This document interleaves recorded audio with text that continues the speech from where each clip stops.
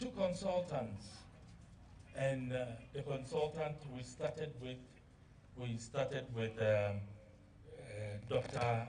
Ayan, and then later on went in for Kasanga.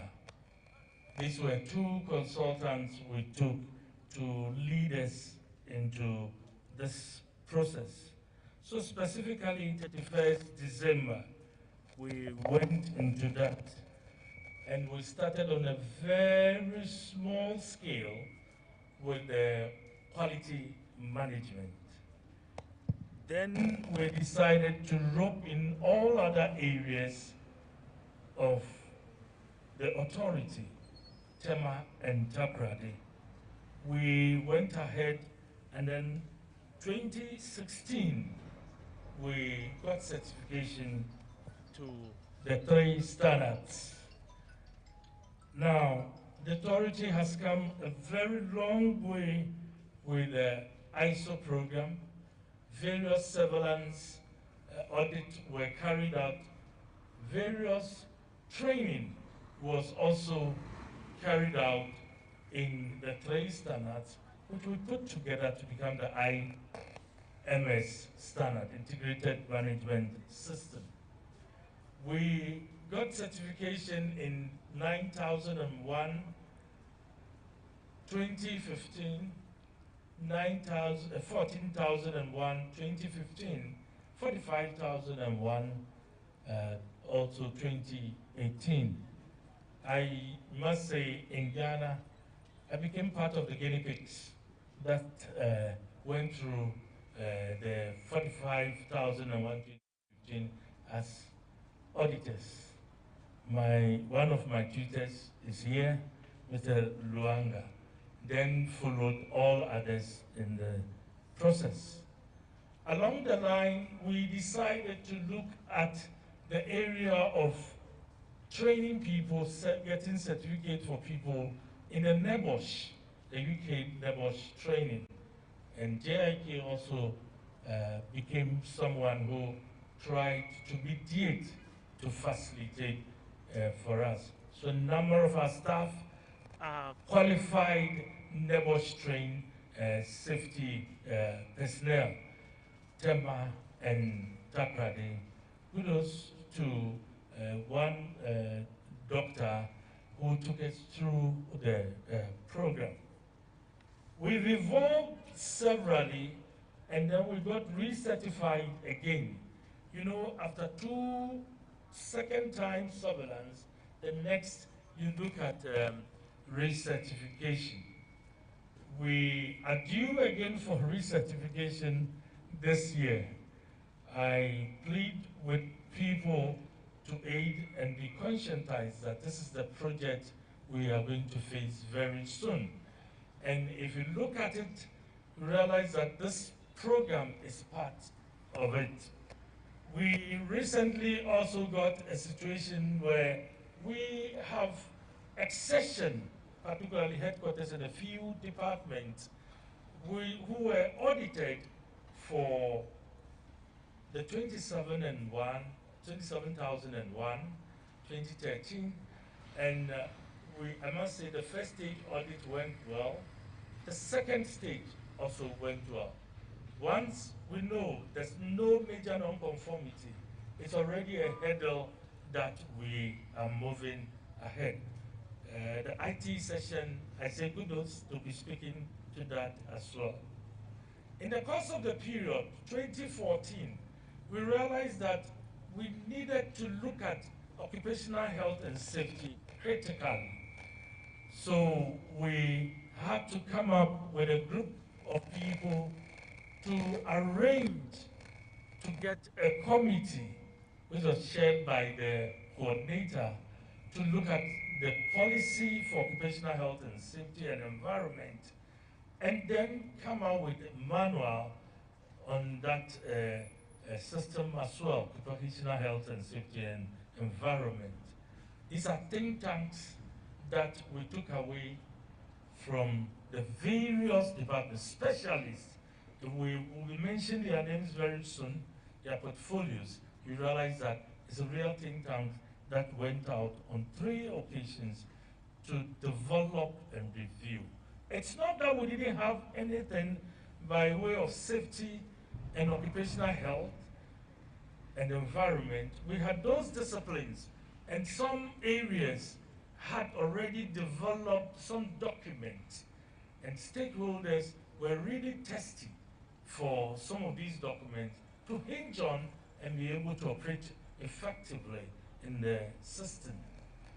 And we give thanks to particularly the safety managers of the 2 ports who had laid bare some documents that we took and reviewed on.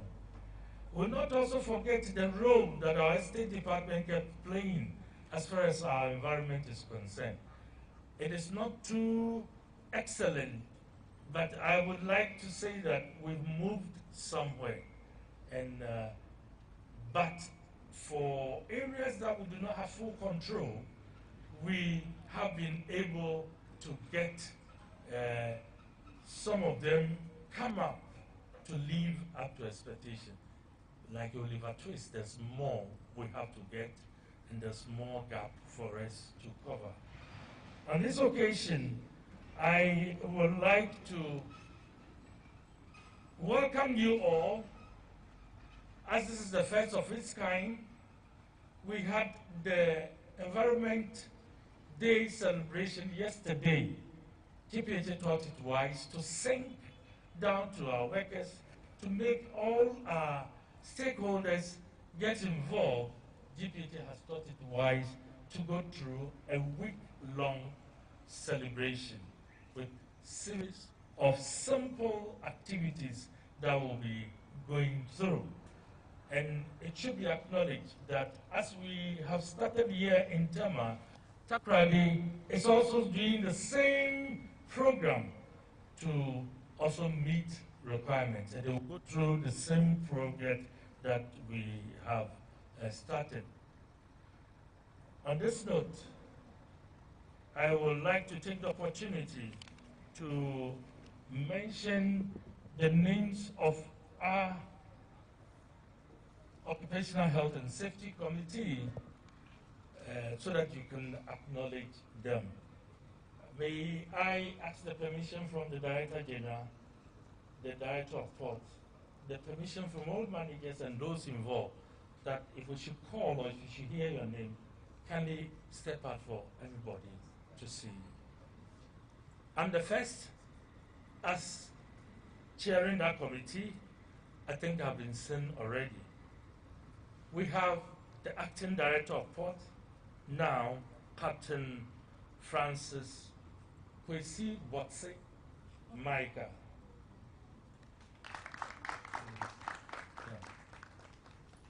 His counterpart as the director, Harbour Master in Takrady, Captain Payson, is part of the committee. He is representing us in Takrady, handling the program. There's somebody, if you are not very careful, he will inject you well. We have Dr. Vistus Bisiu Anna, if I did mention it well. Terribly. I know, I will take it. So, Dr. Nap, let's see you. If you can get your name right for people today, just like I did for Potter. So, if for all these years, my own good friend and brother, senior brother doesn't know my name, he said, we shall settle it at home. My name is Vitus Victor Anabisi. Vitus Victor Anabisi. Thank you. Doctor, thank you for that correction, but I will need some notes when we get back home. The next person we have is his counterpart in Takrady, Dr. Tiga Dabi. Tidakabi, yeah. Then we have our honorable landlord, Abojise, who is always on us, collecting taxes, collecting everything from them, making sure that we do things wise, well, environmentally. We have James, Mr. James Gazy. Do we say surveyor? We have our GM, admin, Madam Florence Ezel.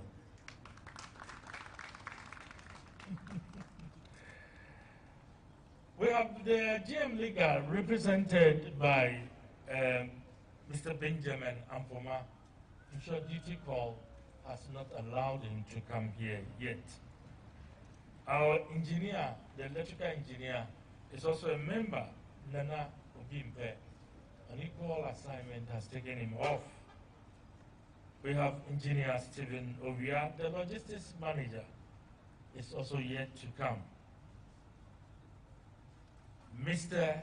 Edward Heyman, the Chief Odumja and Safety Man. His counterpart in Taprade, Mr. Jimmy Knapp, Daisy, the Port Fire Manager, Port Fire and Safety Manager, is also a member.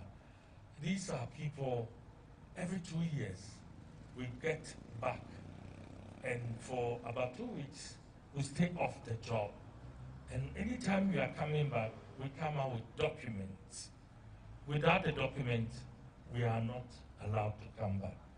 And I want you to acknowledge them that we've come very far, such that at the time when the parliamentary subcommittee was looking for occupational health and safety document, which encompasses disaster management and other areas, GPHA was able to get that document and other attachments for them. We had to go and defend this, and they really acknowledged our presence and the work we did, particularly when the fire outbreak in Tapradi Gunko took place. They remarked seriously about the kind of help we gave. These are people that I want you to appreciate. Can you give them a round of applause? Thank you. Thank you. You are all welcome, and God be with you as we go on with this program. Thank you very much. The ISO coordinator, Mr. Gavin Amavi, who is also the GM responsible for operations, Ghana Ports and Harbours Authority. Ladies and gentlemen, let's give it up for him once again. Thank you very much, sir. He says, on the environment front, we're doing a lot. It's not perfect yet. It's not excellent, and there's still a long way to go. There's still more to be done. If you ask me, I'll say once progress is constantly being made, indeed we are getting somewhere, and that is all that matters. At this juncture, ladies and gentlemen, I would like to do some acknowledgements here. I would like to acknowledge the presence of ASP Peter Kwarteng, who is representing the Commander, Marine, Ports and Railways Department, Ghana Police Service. We thank you, sir, for coming. Let's give that for him. I would also like to acknowledge the presence of Mr. Justice Eshon, who is with the Coastal Conservancy Organization. With his team, they're also here. Can you give us a wave? Thank you very much indeed, Mr. Justice Eshon and your team. Mr. Ebenezer Apiano, I hope I didn't murder your name, I didn't butcher your name. With Speedline, Stevie Doring, if you are here, can you give us a wave? Very well. Thank you very much indeed. We're grateful to you. Mr. Robert Lamtetete, with Quafric Consult, can you give us a wave? Thank you very much indeed, sir. We're grateful to you. We have Botiave Ventures Company Limited. I hope I didn't mention. Okay, good. Thank you. Am I right? Botiave?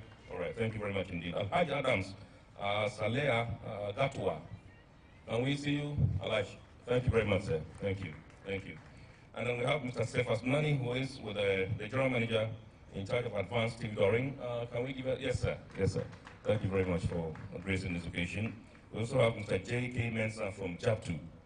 Thank you very much, sir. We're grateful to you for all of you for gracing this very important occasion. Ladies and gentlemen, without much ado, I would like to invite the Director General, Ghana Ports and Harbours Authority, to give us his remarks. He's represented by the GM Risk, Mr. Roderick Okulu. Let's give it up for him, ladies and gentlemen.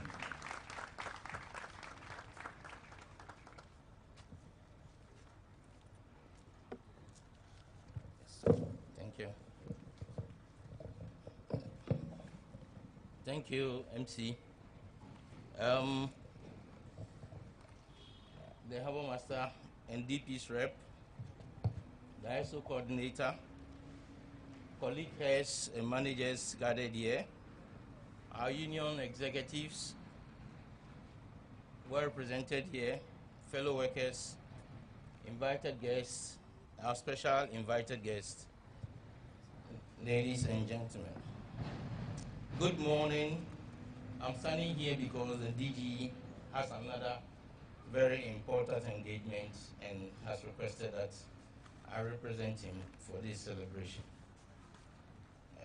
And as we celebrate the ISO and World Environmental Week, we need to look at this gathering as part of the awareness we need to create about occupational health, safety, and environment, and be guided by the theme, One Earth, One Life. This reminds us to see the protection of our planet, our environment, as key to sustenance of life. Again, we also celebrate the ISO program, and we have a lineup of presentations to be made by our various committee members, which we are looking forward to.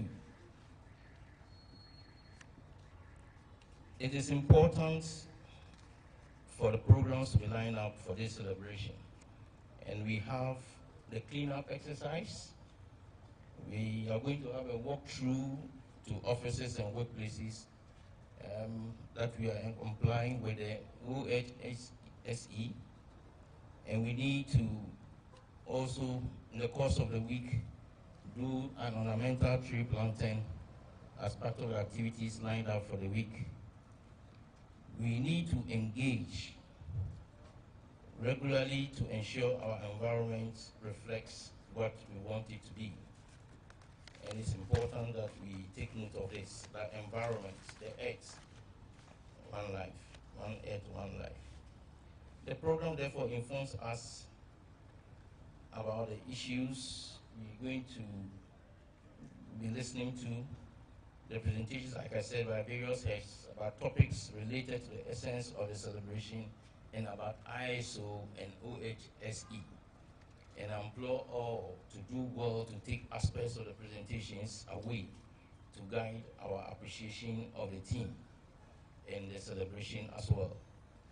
I therefore urge you all to be good partakers of the Environment Week celebration to enable us achieve its purpose. We also have a safety handbook that has been given to all of us, and on the basis of the aforesaid, and a schedule of programs to follow now and during the week, the ISO and World Environment Week celebration, together with the safety handbook, are duly launched. Thank you very much. We can do better, ladies and gentlemen. Let's do it more. Let's do it better for DG. Thank you very much, sir. Mr. Rodrigo Puluji and Risk, representing the Director General of Ghana Ports and Harbours Authority, this beautiful morning. He's duly launched this particular week celebrations. And remember, we said it's running all the way until Friday, when we shall be playing host to the minister who will join us for the actual launch in collaboration, which is coinciding with the national launch for the Green Ghana project as well. Ladies and gentlemen, we are moving forward, and this juncture would like to call again. There's one man here who cannot sit down because of the role he plays as the coordinator of the ISO at Ghana Ports and Harbours Authority. He spoke, he welcomed us, and then we are supposed to get him back again to come. That's Mr. Gavin Amavi, who is the committee chairman for the Organizational Health, Safety and Environment Committee. Yes, sir. Thank you, MC. Must say I incorporated most of the things at the welcome address, and now has come to pick some of the details, and then we touch on them. As mentioned earlier on, these are committee members put together as experts. You've seen them cut across the areas of our occupational health and safety functions. We all the time try to look at that situation and evolve on what we have currently. At the moment, you will see that we meet twice every week, every year. Every year, every 2 years, we meet and review the document. We expect that we would have had series of collation of areas that we need to review, and then we take that review across. At this juncture, we have set out a roadmap involving all the various disciplines. So you will hear from the PFSO, the Port Facility Security Officer, and then you hear from the GM Estate.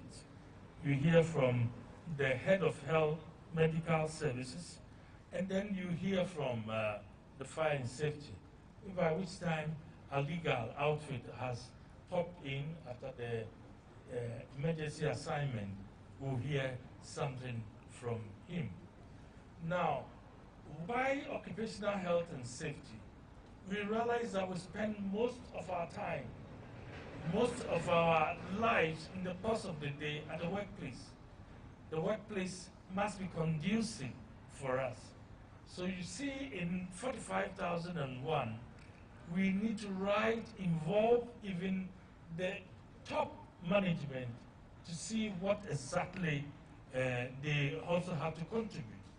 For me, that is the area I said, Obia and Yobia, because everybody needs to play his or her part very well in that.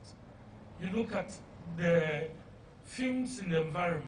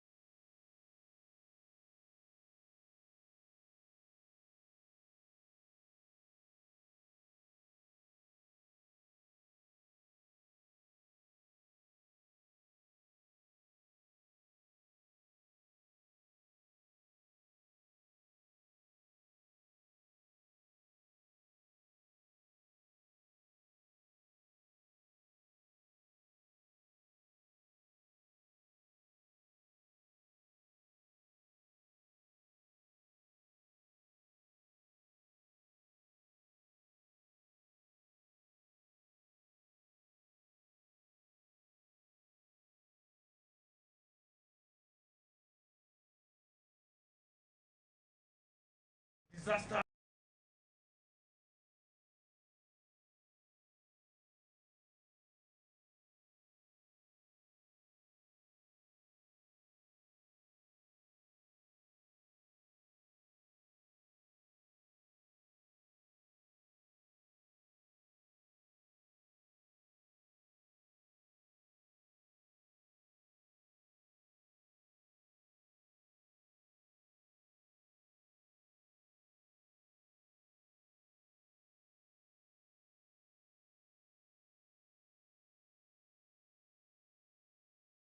light on it, and when they get there, we realize be aware of. There's a roadmap that we're creating to make sure everybody get to understand. The DG launched a safety handbook. When somebody gets into the port, you realize that you need a safety handbook, a guide to assist you. When there's a problem, where do you contact immediately? when you are walking around the place, which areas are the assembly points that you identify in times of any unforeseen problems. You know where to get it. And then there are processes for which you will be evacuated. All these things have been put together, and as far as to look at even what we wear, the equipment that we put on, the uniforms that we wear, we've touched on all those things. When you get to the hospital or clinic, the discipline that you have to go through, all these things have been incorporated in the manual, and then we have policies attached to the manual. On this note, I would like to pause here, and as I've already introduced, we'll pick some of the key persons to tell us one or two things in those areas for us to be ever ready at any time we walk in the port. Ladies and gentlemen, let's give it up for Mr. Gavin Amavi, ISO Coordinator, Ghana Ports and Harbours Authority, the GM Operations, Ghana Ports and Harbours Authority. Thank you very much indeed, sir. We're grateful to you. I announced earlier that we're streaming live at the Ghana Ports Information Center, GPHA. That's not where we're doing this. Thank you, sir. We're not only doing it there, we're also streaming live across our social media pages. If you go to Facebook, you can watch us live at Ghana Ports and Harbours Authority. Still on Facebook, we are streaming live at Port of Tema, and on YouTube, you can watch us live at Iron Port, Ghana. If you can afford the links as well to our friends and colleagues who are in the office or who are outside stakeholders and want to follow this particular morning's event. Ladies and gentlemen, let me acknowledge Mr. Kwabna Brichum, who is Deputy Director, Environmental Protection Agency, Tema. Thank you very much indeed for joining us. We're grateful to you. You are one of the key stakeholders as far as this particular front or space is concerned. At this juncture, ladies and gentlemen, I'd like to call on the Port Facility Security Officer, Captain Francisco Isimaika, who is also representing the Director of Port this morning, to come and give us some remarks. In fact, what the program says is that he'll give us a presentation. And so, like Mr. Gavin announced, he will give us some good talk, deep thoughts, and then we shall have to run with that. Sir, let's give that for him, ladies and gentlemen.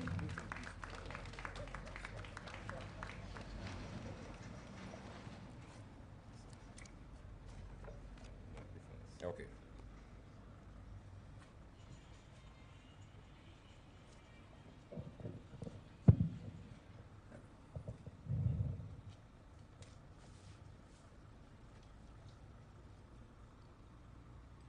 Mr. Roderick Okru, and standing in for the Director General of GPHA, and my own self standing in for the Director of Port. Members from the SGS, senior executive in there, my colleague managers, members of the union, and importantly, our indefatigable workers of GPHA. Worthy of mention, I think I've seen some members from the PSC Tema Shipyard. Are you here? Can you give me a word? Yeah, okay. Thank you very much, and good morning to you all. I'm here to do a bit of justice to the concept of ISPS as in the port. In brief, I have limited time, and try to digest a bit on the emergency response plan that the port has. We all know, even before the advent of the International Ship and Port Facility Security Code, we had a port security department in place. But on the ordinance of this IMO requirement, there was a need to have a port facility security officer. For GPHA, that person happens to be doubling up as same as the harbor master, and they had to go through training for them to be recognized as such. Accordingly, they have to have a port facility security committee, which is made up of members from various divides. Apart from our own internal staff, we have other members that work in the port, notably the customs, GMA, other representations like the Marine Police, all of us. And regularly we have that meeting to discuss the state of security. It couldn't have been at any other time when security has been so much of concern We've all heard the Minister of Security. We've all heard about plans from the distractors to raise mayhem along our coast. And we hear incidents happen all around us. It couldn't have been at an important time for us to fester up the real functions of this committee and then to work diligently. The day-to-day running, of course, of this security in the port runs in the hands of the Port Security Manager, Colonel Emmanuel Yante, but regularly there's always this concourse of ideas sharing that we have to ensure that all identified risks, all identified issues that would pertain to the port security are discussed. And the PFSO as such is also representing GPHA at the highest national level of discussions when it comes to maritime security. So we are at the National Maritime Security Committee, where we discuss high-ended matters and which eventually trickle down through the port system for us to be aware. We can talk about identified risk. We can talk about issue of stowaway. We can talk about drugs. We can talk about peddling. We can talk about issues that pertain to illegals, stowaways, illegal immigrants. And it all goes into the fact that we need to be up and coming. We need to get our access points, talking about the gates. And then for the concept of the ISPS, it is where the ships interface with the port, and the security levels are well shared between the vessel and then the port security to ensure that we are all running at the same level to see measures that need to be in place. So for those who run through the port, often at times you see our security men are at the gangway of the vessel. We know the workers that go on board to do various works in terms of stevedoring, etc., etc. So in a nutshell, systems are in place, regularity of meetings are ensured, and then once we get intelligence comes from various sources, I must say. Apart from our own intelligence gathering within the confines of the department, we are privy to be receiving intelligence from international as well as other national facilities that we discuss. We all know matters of security are not shared openly, and but once we have all those inputs in place, we do all that is required to keep the port safe. We shouldn't look cognizant of this fact that the port of Tema, the port of Takrady, our two running ports, are the entry points of trade. So once security gets compromised, it's so believed that eventually the nation runs to a halt because nothing comes in and nothing comes out if we fail to be in charge of the safe berthing and unberthing of the vessels that come in with our cargo and our commerce for the country. Mr. Chairman, if you allow me, I want to share some few moments to discuss about our emergency response plan that the port has. The coordinator talked about various scenarios that could play in there, and it is in that night that we decided as a committee to have this emergency response plan in place. And the plan is aimed at ensuring, one, the safety of all staff. Two, the physical and emotional well-being of staff is very critical here, and the timely stabilization of emergency situations. For a port that is considered, as far as the risk matrix indicates, is high-ended, there are issues, we have traps, we have sophistication, we have threats that need to be countered. So importantly, the protection of the facility and the various properties belonging to all interested parties. It is not just the staff in here. We have other stakeholders. We have the stevedore. We have other state institutions like GMA, BNI, and all of them. We need to ensure that once they are in this enclave, they are well protected. And as such, the response procedure aims to provide guidance to staff in case there's an emergency. How do we go about it? There are a lot of potential. There are a lot of options that come in there. But the priority is to safety of life. That is primary. minimizing the impact on the environment. So you see that connects with us to our OHSE. It is not just of issues of physical bodily harm or to structures, but the issue of possibly degradation of the environment and minimizing its impact on port operations, ensuring continuation of adjunct operations as well. So in the shuttle that we have, it's quite voluminous. Eventually, I'm sure it will be rolled down to our levels for us to understand. We have identified contact numbers. How do we raise the alarm? Who do we contact? We have identified places like the port control station. We have the port fire and safety. We have the numbers. We have the port operational room that is situated at the port security manager. If it is health related, we have the Ghana Health Services. So it is not by chance that we have the numbers played out in case of injury, in case of accident, bodily harm, etc. We can call and have the medical attention towards whatever issue might have been. And if it is for the vessel incident, while the vessel are interfacing with the port, we should be ready to respond as such. And mentioning, Mr. Chairman, we even have a planned joint exercise with one ship this afternoon, and they also, because they also have to plan their emergency response team as they have established, they will have to coordinate with us to see how best we can assist with our fire tenders, with our tax, because of their situational awareness. But you see, ladies and gentlemen, for the preparedness of all emergencies, it doubles on 3 items. There needs to be regular training. There need to be regular drills. And when we're talking about drills, we need to have what alarm systems are going to be put in place. So these are all detailed matters that we need to have, and they have all been captured in this wonderful document. And so apart from the training and the drills, there's a need for us to have exercises. And exercises could be tabletop, could be simulation, or it could be live. Those of you who were here in 2020 December, I'm sure you witnessed a live security exercise that we had. Unfortunately, the issues of COVID has prevented us from having another exercise, but the plans are well advanced.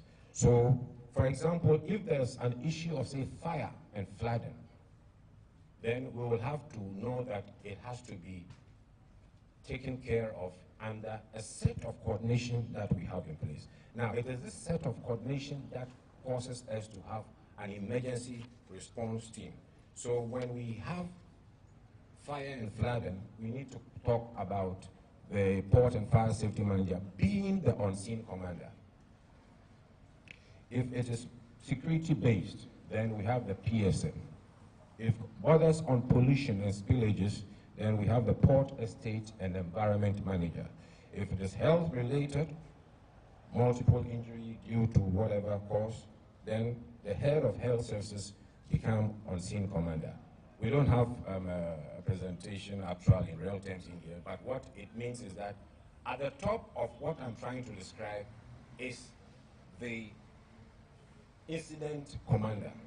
And the incident commander, who happens to be the harbor master or the port facility security officer, you will have the on-scene commander who will be right on the scene to take care of matters through this coordination, through established lines of communication, through an accepted plan of action that we have.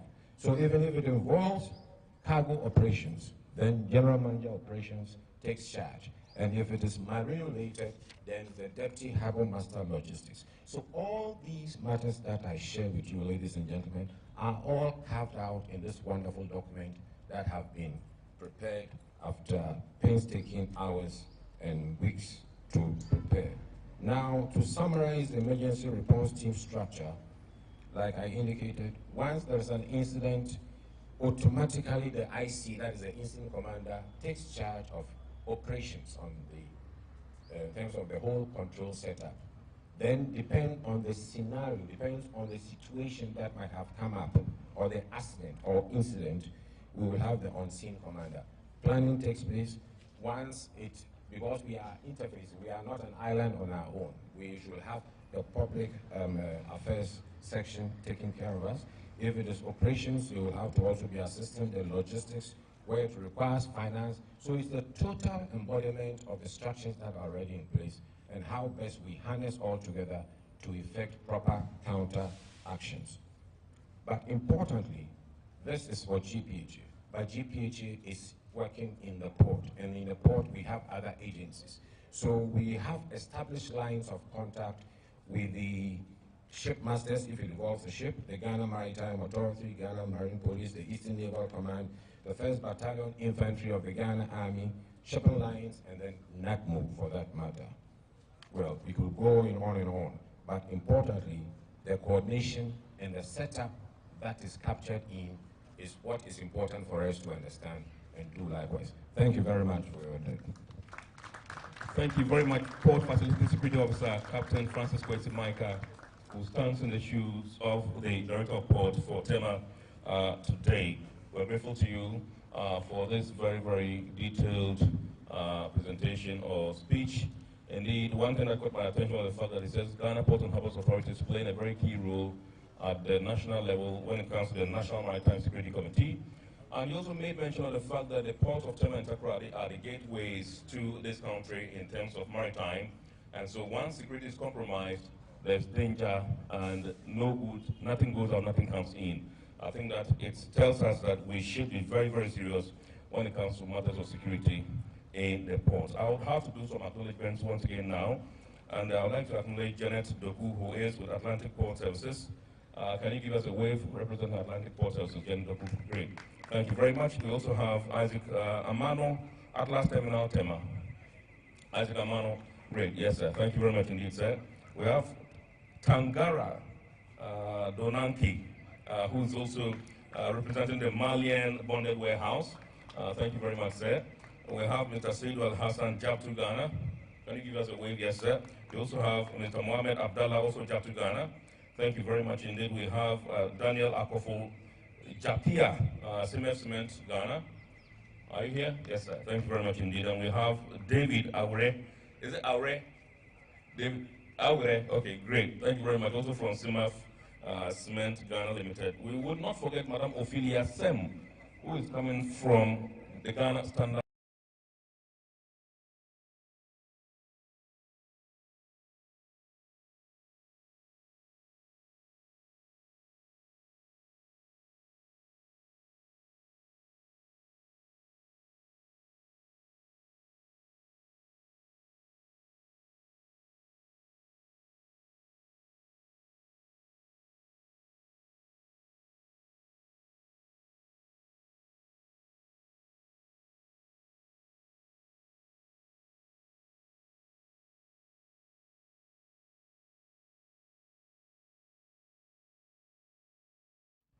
The chairman has warned me that I have only 5 minutes. I'll try. I was told I had 10 minutes, but he says 5 minutes now. Mr. Chairman, Acting Director General, Acting Director of Port, colleagues, ladies and gentlemen, thank you for coming to this program.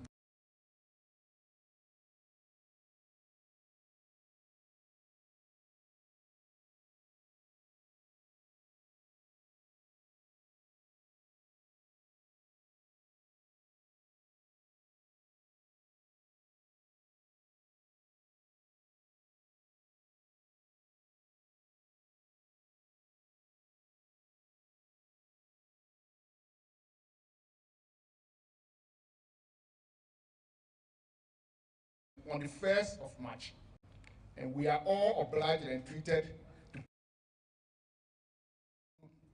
to mark the Green Ghana project.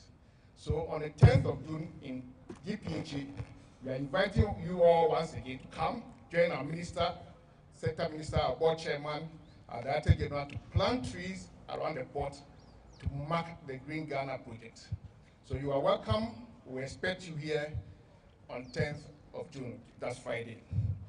Well, the United Nations uses this day, the World Environment Day, to create awareness about the environment and also propose measures that will help us protect the environment. They create awareness in respect of marine pollution, that we are involved as a port authority, awareness about global warming, human population, unsustainable consumption, and wildlife crime. So when you see the Galamsey people clearing forests, depriving wildlife of their habitat, that is a crime. And we must all speak against it. Wildlife crime. These are the environmental issues that the United Nations uses this day to create awareness of. These pollutions or these issues that we create awareness of has created 3 emergencies for the world. These emergencies are the climate change that we're all witnessing, then habitat loss, and pollution. Pollution, land pollution, air pollution, and water pollution. So, as a port authority, our contribution towards marine pollution is very, very crucial. And we must, as a united front, take steps, take measures to reduce our pollution of the marine environment so that we all enjoy from it. The team that United Nations selected for this World Environment Day is only one F. And in our celebration at ISO Environment Celebration, we also called it one F, one life. But without an F, you don't have life. So we're also going to encourage the tree planting, but we said that the day the last tree dies, the last man also dies. So we don't want it to die. So we'll plant the trees and ensure that we continue living. What do we do as a port authority to ensure sustainable consumption so that we will reduce the pollution, reduce the waste that we put into the environment, and save this environment for all of us? As a port authority, we try to do something about waste management. Definitely when you consume, you create waste. But we need to do something about this waste that we create that doesn't create problems for us. There are some waste that can be reused. There are waste that can be channeled into other production. So we're trying as much as possible to segregate some of the waste. We started segregating papers at the headquarters level.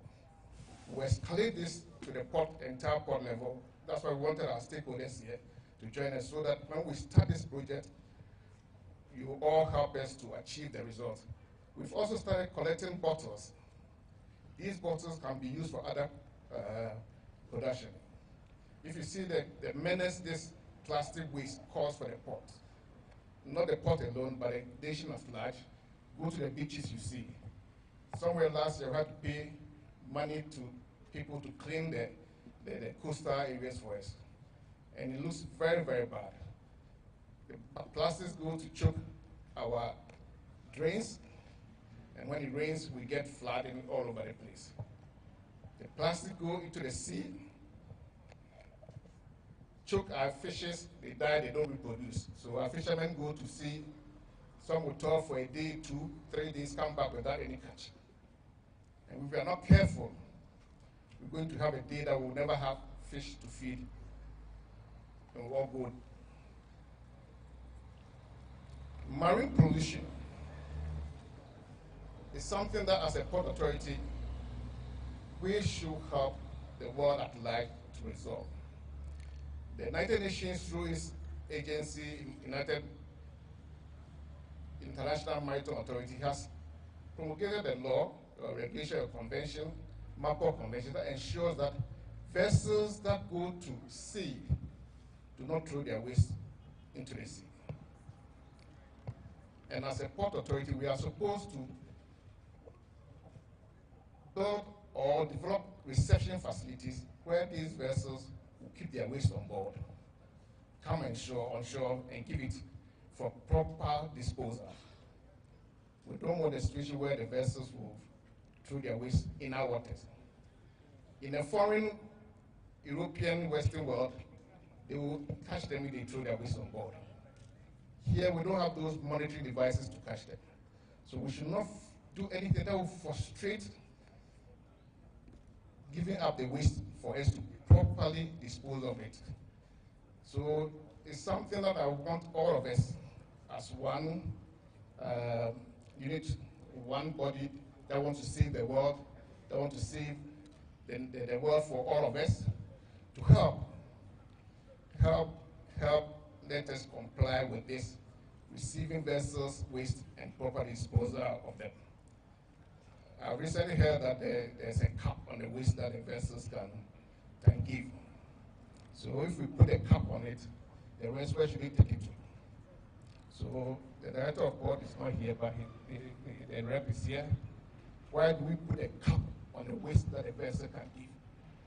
The vessel generally have waste on board and they have to give it. Why do we put a cap on it? Where does the vessel take the waste? So, Harbour Master, I believe that to go to the director of board. If there's anything that is creating problems in handling the waste, let's resolve it. If there are questionable characters that are doing other things that is making us take that decision, we should look at it and resolve those issues so that they keep their waste on board. But the danger is that when they leave the port, they will throw the waste on the sea. And we will not be able to detect it. They will pollute our waters for us, and Ghana will be disadvantaged.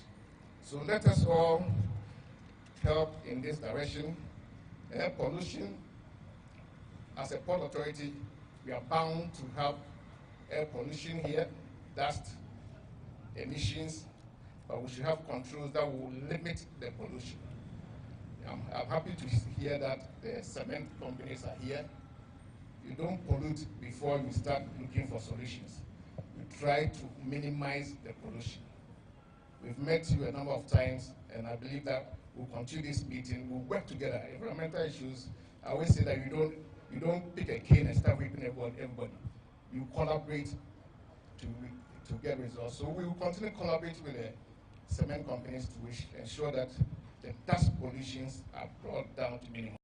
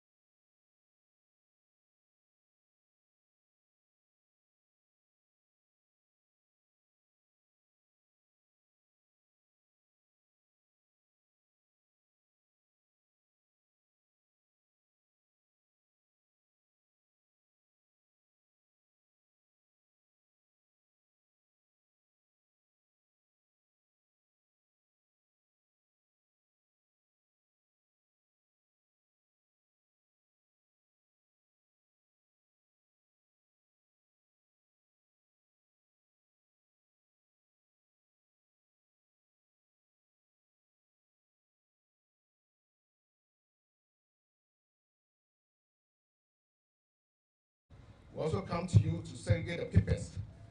We can reuse the papers or reproduce toilet rolls from the papers. We'll segregate them. We started doing that at headquarters already.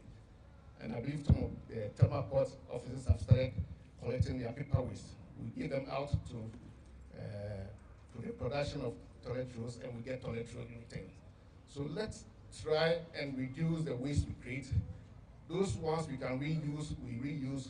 Those ones we cannot reuse by channeling to other production, let's channel them to production so it will benefit all of us and save the world that we're all enjoying. Thank you very much.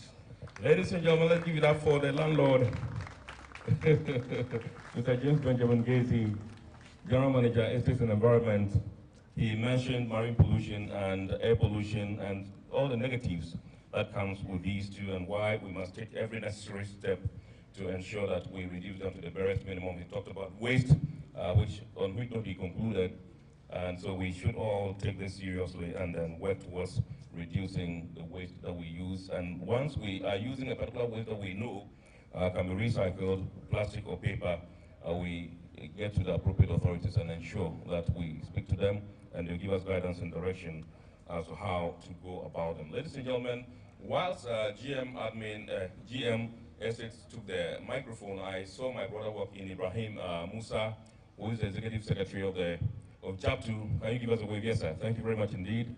Yeah, we're grateful to you for gracing this occasion this morning. It gives me pleasure, ladies and gentlemen, at this juncture to invite Madam Florence SL, who is the GM Admin, Ghana Ports and Harbours Authority, for some brief remarks. Let's give that for her, ladies and gentlemen.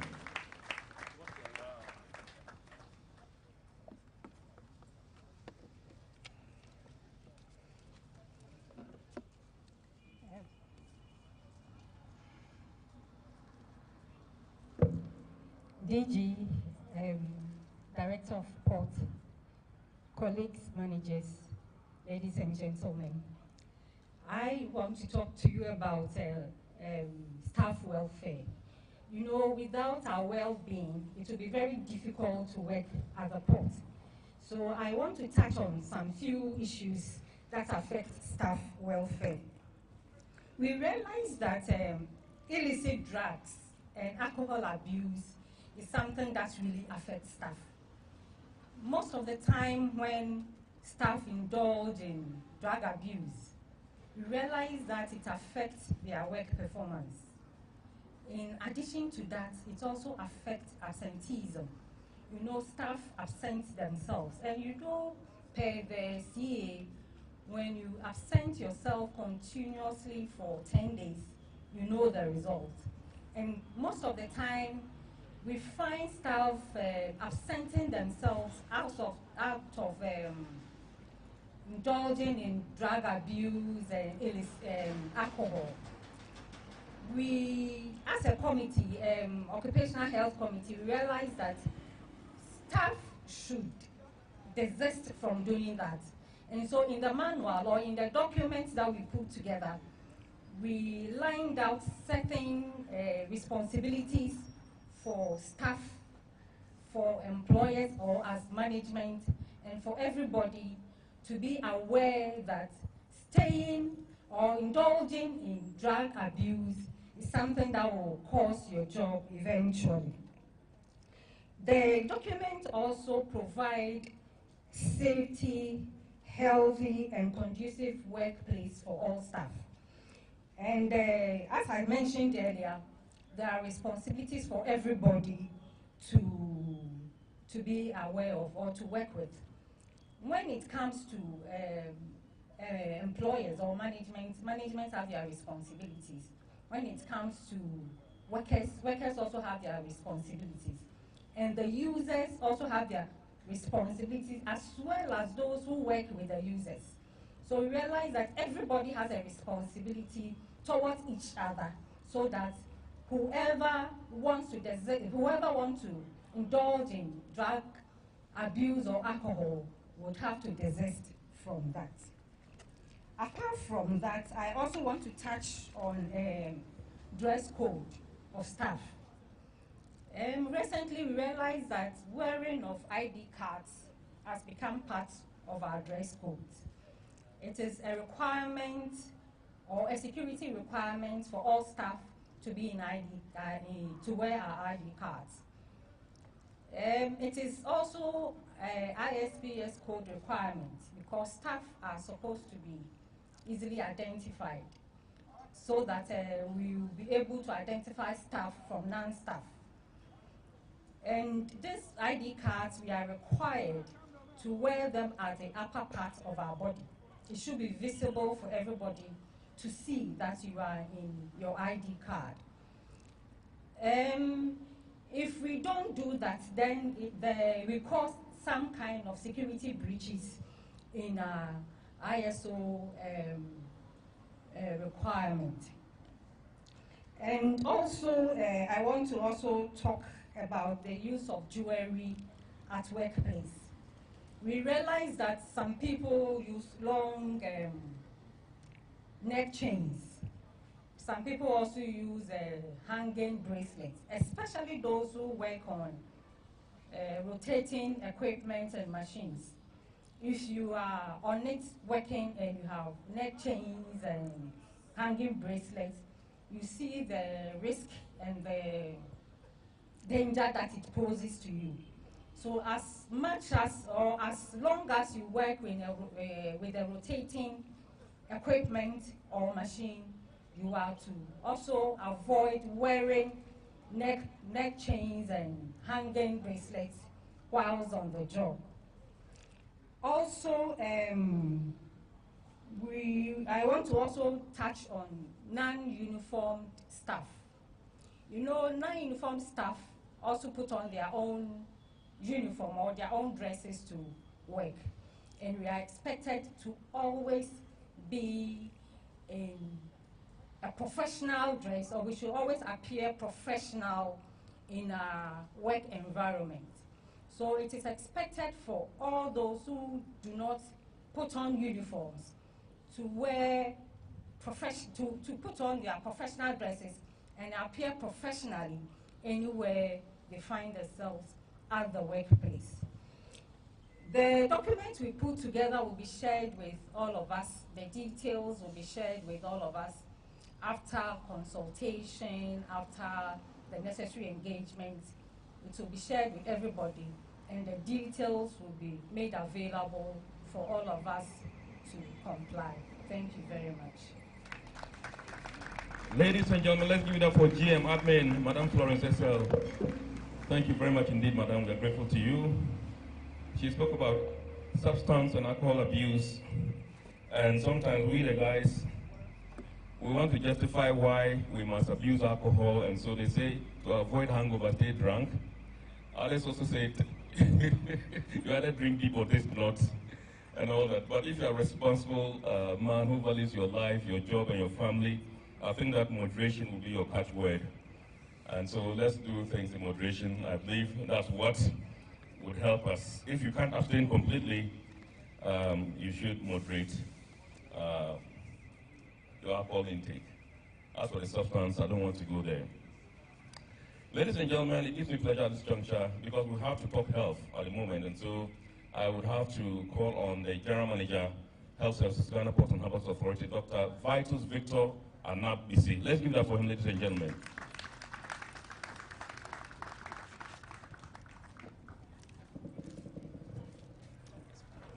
Thank you.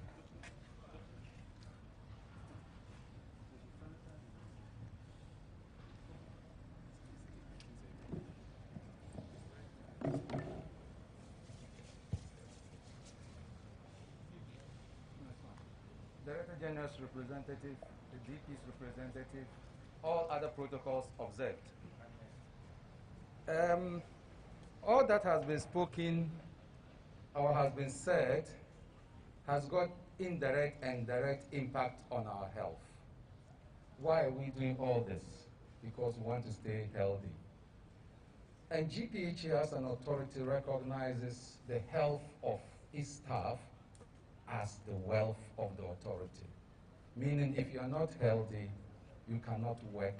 And if you don't work, the level of production in GPHA will be affected. And then the authority cannot make profit to pay us our salaries and pay us our anti-B. Ladies and gentlemen, we know that health issues are varied and they can be complicated. And if our dear chairman, committee chairman, we've been talking and talking over years and over the times that whatever is happening, whatever we do, ultimately, it will have an indirect or direct impact on your health, either positive or negative. So if you say that really, we stand here and we talk, what exactly are we talking about when we say health? What is health? I am sure some will say, oh, if you are not sick, then it means you are healthy. But that's not the case. WHO, which is the World Health Organization, tells us that health is a state of complete physical, mental, and social well-being, and not the mere absence of disease or infirmity. I repeat, it's a state of complete physical, mental, and social well-being, and not the mere absence of disease or infirmity. That's the definition of health. So you can see that health is not just about you being well or feel well, you don't have malaria, you don't have COVID, so you are well. That's not it. It goes beyond that. And so many things go to make you healthy. And we say that there are some main issues we have to look at, or core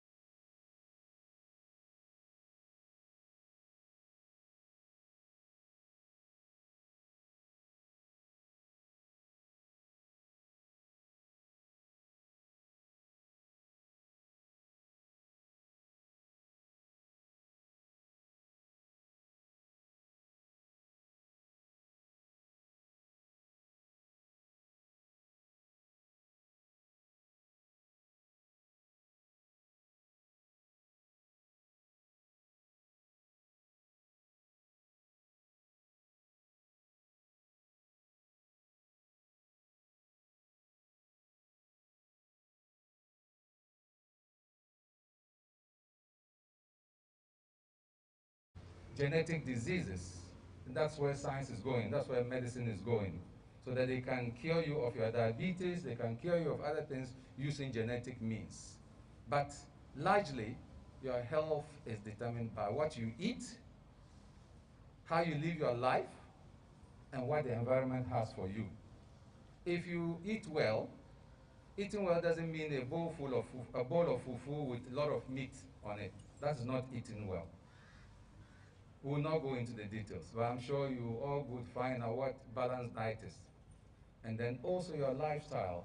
Lifestyle is good life. I'm living a good life because I can afford to drink a whole bottle of whiskey, or I can afford to drink a whole bottle of Kerbashaw and all that, and you feel good.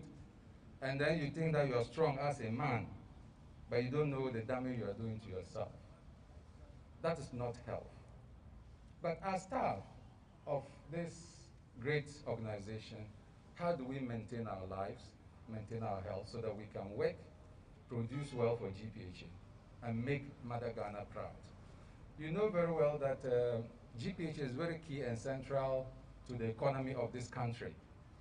And that, I will just remind you that when COVID was at its peak, and they shut down the airport, Pretoria International Airport was closed down for weeks. GPHA never closed down. Our ports worked throughout. You bear me witness that you all work in the port. Why? Because if they had closed the port down, the economy of Ghana would have come to a halt. Because everything we depend on in this country comes through the port, about 80% or 85%. So it means that we are very privileged as staff of GPHA, and indirectly or by association, our dependents are privileged because we contribute to the building of this nation. So we should take it as a national responsibility to make sure that this authority stays alive. And the authority can stay alive if the staff stay alive. If you have 6 staff dying left and right, you cannot have an authority. So I always try to challenge us with this question. If you wake up one morning and you're not strong, you cannot walk, can you go to work? You cannot go to work. So what do you have to do to remain strong? If I have my car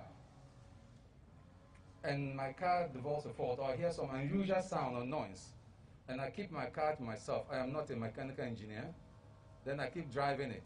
For sure, it will leave me on the road one day. The same way for your health, if you feel unwell in you and you know your system well, because health is a personal responsibility. And so if you know that you're not well and you do not check out, you do not find out what's wrong with me, you realize that one day you just drop dead, which shouldn't be. So it is you and your personal responsibility. If you begin not to feel well, please, that is why we have been employed by the authority, health workers, that we should take care of your health. But if you do not give us the opportunity to do that, we are unable to do it. We cannot help you because, unfortunately, we are not, we don't have a third eye, so we can't see what's wrong with Mr. A or Mr. B or Madam A or Madam B, and we will not be able to come to your house. Sometimes if you are sick and we try to come to your house, you sack us. People will drive our staff away. Oh, what do you want? It happens a lot at the workplace. The GM admin just spoke about our attitude and certain things, abuse of substances and all that. So for instance, when we come, our health team comes to your department, to your office to talk to you about certain health issues, please cooperate with them. Even if you know the stuff, just sit down and listen. You may pick just one new thing each time and encourage your colleagues to do that, to do the same. If you look across, including myself standing here, our stomachs look, we all look pregnant, or majority of us look pregnant. It shouldn't be so, isn't it? It's not a sign of good living. It's not. Those who have flat tummies, we should contact them and see how they are doing it, but we should maintain certain things. I know that in Ghana now, it's in vogue, okay, that people go to do certain things, to add certain things to some areas, especially the ladies, because of the men. The men like that. That is why the women do it. They do it for us, okay? But the question is that, is it good? Is it good? Oh, no answer. No way. So the women should stop doing it. The men should stop asking for it so the women can stop. Okay? But all jokes aside, occupational health is one thing that we should go away with one mind. And if you permit me, I just want to tell you or read the definition of occupational health. What we do at the medical place or the clinic and in the hospital in Takoradi is when preventive health has failed. When you have done something wrong and you're sick, that's when you come to us. If you're well, you don't come, isn't it? But what do you have to do so that you don't get sick? That's the question. That is the question. And we don't want you sick. If you come to us, we want to reassure you that you are well. So WHO and ILO, which is what we all know, workers and especially the unions know about ILO, the International Labour Organization, they define the occupational health to be, occupational health is the promotion and maintenance of the highest degree of physical, mental, and social well-being of workers in all occupations, by preventing departure from health, controlling risk, and the adaptation of work to people. You adapt the work to the people, and then you adapt people to their jobs. Get the two differences. You adapt work to the people, and you adapt the people to their jobs. Work is the broad thing, isn't it? But everybody does a job. So that's why we have job description given to us by admin, okay, or HR. So my fellow colleagues and dear workers, it's very important that we do these things.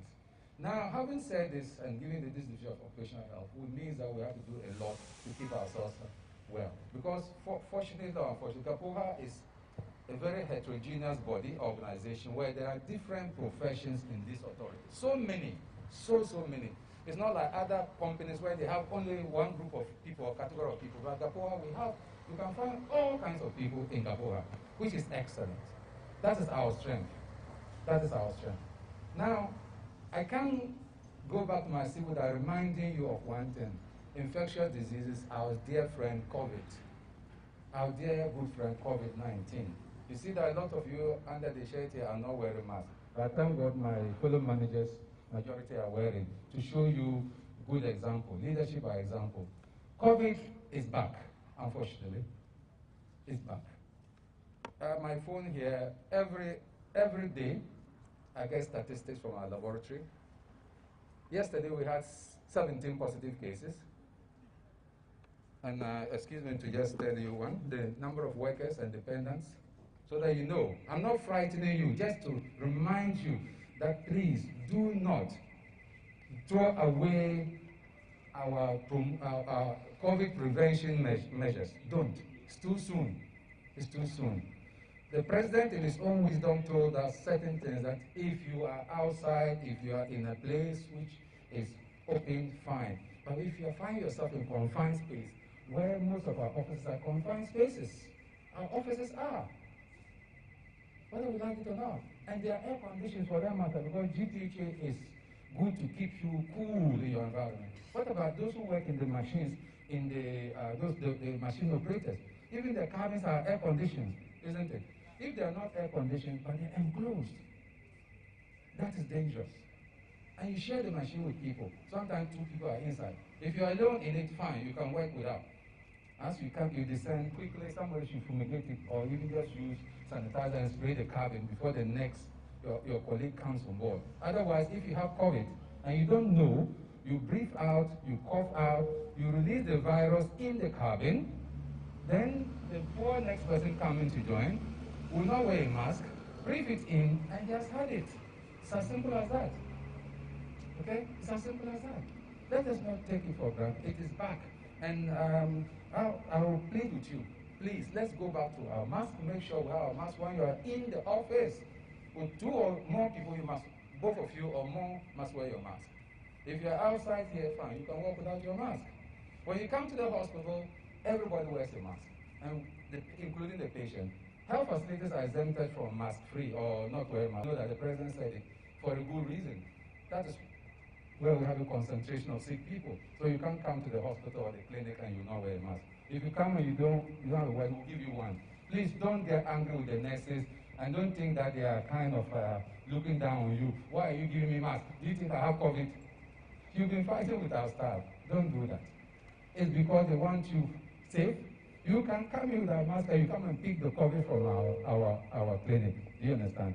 So understand them. We are there for you to support you. So if from about the 28th of May, we started getting the numbers, and just to remind you of one thing, that so that you will not think that Dr. Nab is making up stories, but hold on a second.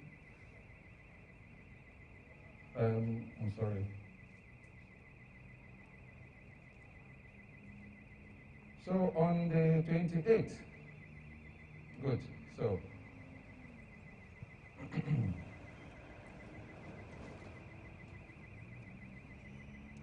Ladies and gentlemen, while he's looking for the figures, can we give him a round of applause?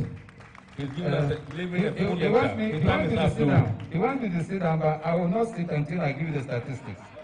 Sorry, Mr. Chairman. So yesterday, we tested 37 people at the clinic, 37.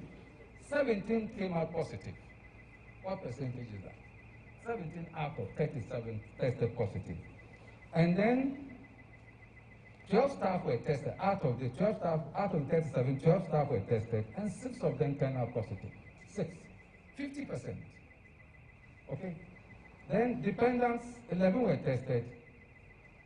Sorry, 24 were tested, dependents, and 11 came out positive. Almost also 50%. Majority who come to the clinic are our staff and dependents. I just yesterday's figure. I just want to leave this food for thought for you. And please, the authority wants you healthy so that we can all work together to generate the wealth for the authority and for the nation, so that we can also get good anti-B from HR, from admin, and then we live and take good care of our dependents. I thank you very much. Let's give it up for GM Health Services Ghana Ports and Harbours Authority, Dr. Vitus Victor Anabisi. A full lecture of that. He began with the definition of what health is. He gave the 4 determinants of health, as in nutrition, lifestyle, environment, and then genetics. And if you have all these apt, it means that you are solidly in good health. Absolute. Thank you very much, sir.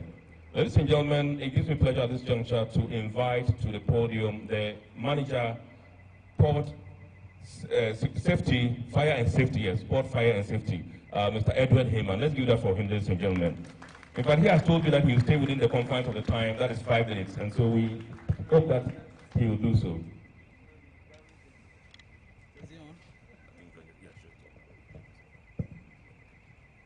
Good morning. Acting DG, Acting Director of Port, CEOs represent here, managers, and fellow workers.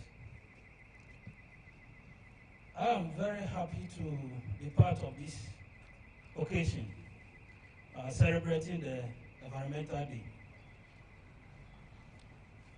I'm happy, and I'm also sad when there are incidents involving staff where it's because of failure of following SOPs.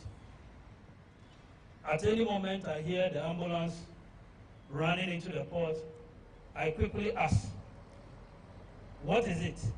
Where is it going? Is there any incidents? Some of us are very passionate.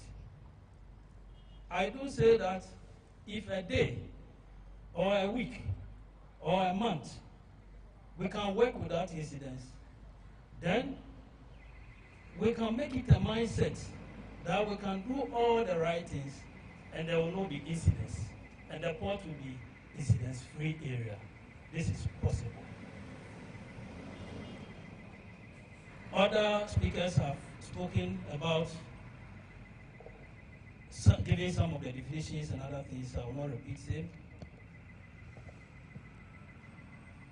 Last April 2018 was the World Safety Day. We had opportunity to celebrate it with a team, act together to build a positive safety and health culture. We want it to be building a positive safety culture. By looking into the port and our accident rate, we have a long way to go. But that is the best thing that we can do. And it depends on myself and you. If we have that consciousness, that we have that understanding that we want to work within an area without accident, it is possible. We can do it.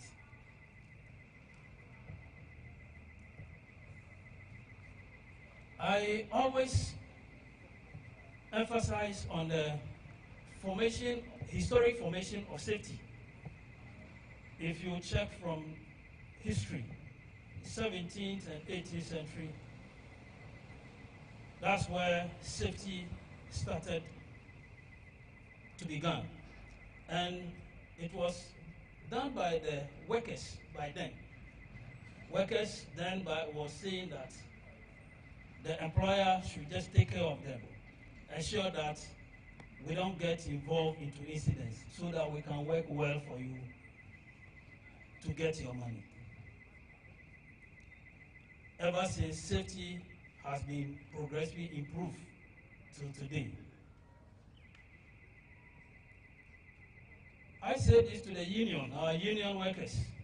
If a particular time workers stood up and were able to ensure that safety has come to existence, then we also have a responsibility today to ensure that we follow up all the requirements needed so that we don't get ourselves injured at the end, killing ourselves at the workplaces and other things.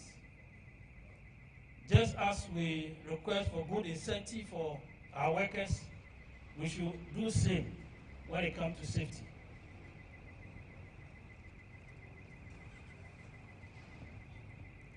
I will just give from 2018 the accident rate in the port.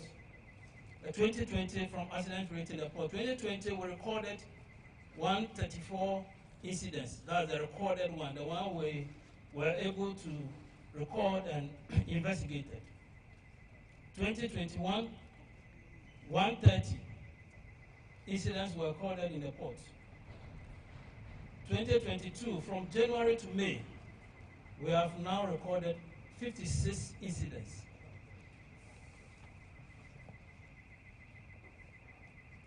Most of the incidents recorded in the port involve chemical burns, cuts, abrasion, swelling and pains, slip, trips and fall, hurt, bruises, damages, vehicular and motor incidents, and also fatalities are also being recorded.